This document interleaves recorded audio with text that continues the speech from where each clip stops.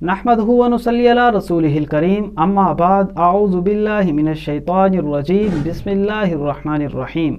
मोहतरम सामीन, ख्वाब में सूअर देखना, इसकी क्या ताबीर है और इसकी क्या मुतफर्रिक सूरतें हैं, आइए इस ख्वाब की ताबीर मालूम करते हैं और इस तरह के ख्वाब का हमारी ज़िंदगी पे क्या असर होता है, आइए इस वीडियो में ज़रूर जानते हैं। हज़रत इमाम इब्न सीरीन रहमतुल्लाह अलैह इरशाद फरमाते हैं, ख्वाब में सूअर देखना ताकतवर आदमी देखने पर दलील है।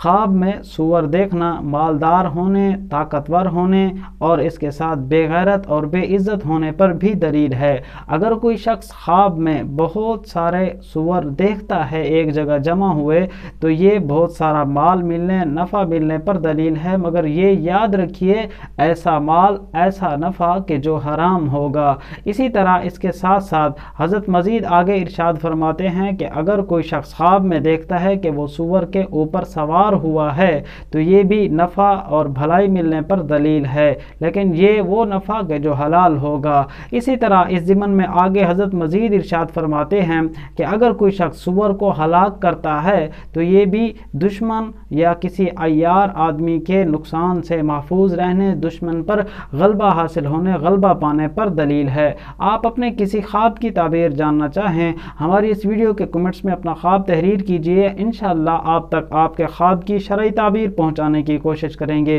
नए हैं तो चैनल ज़रूर सब्सक्राइब कीजिए। अगर आपने अच्छा ख्वाब देखा, अल्लाह का शुक्र अदा कीजिए। बुरा ख्वाब देखा है तो अल्लाह के हुजूर तौबा इस्तग़फ़ार, सदका खैरात, दुआओं का एहतमाम कीजिए। मिलेंगे अगली वीडियो में। अल्लाह हाफ़िज़।